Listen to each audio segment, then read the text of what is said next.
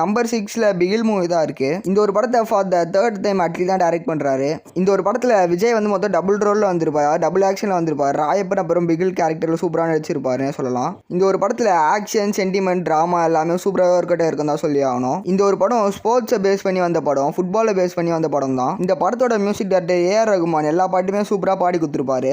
அதுவும் அந்த சிங்கே பெண்ணே சாங்ல ரொம்ப சூப்பராகவே இருக்கும் கேட்கும் போது. இந்த ஒரு படத்துல தளபதி ஒரு சாங் பாடியிருப்பாரு, அதுவும் சூப்பராகவே இருந்திருக்குன்னே சொல்லலாம். இந்த ஒரு படம் 2019 தீபாவளி அன்னி வந்து சூப்பராக பிளாக் பஸ்டராக ஹிட் அமைஞ்சிருக்கும். இந்த ஒரு படம் மொத்தம் 180 கோடி பட்ஜெட்டில் எடுத்து மொத்தம் 330 கோடி கலெக்ட் பண்ணியிருக்கு. இந்த ஒரு படம் தமிழ்நாட்டில் மட்டும் 144 கோடி கலெக்ட் பண்ணியிருக்கு, கேரளாவில் 20 கோடி கலெக்ட் பண்ணியிருக்கு, கர்நாடகாவில் 19 கோடி கலெக்ட் பண்ணியிருக்கு, அதுக்கப்புறம் ஆந்திராவில் ஒரு 20 கோடி கலெக்ட் பண்ணியிருக்கு, மீதி இந்தியாவில் மொத்தம் 5 கோடி கலெக்ட் பண்ணியிருக்கு, அப்புறம் ஓவர்சீஸ் 95 கோடி கலெக்ட் பண்ணியிருக்கு. இதுதான் இந்த படத்தோட வேர்ல்டு வைட் கலெக்ஷன்.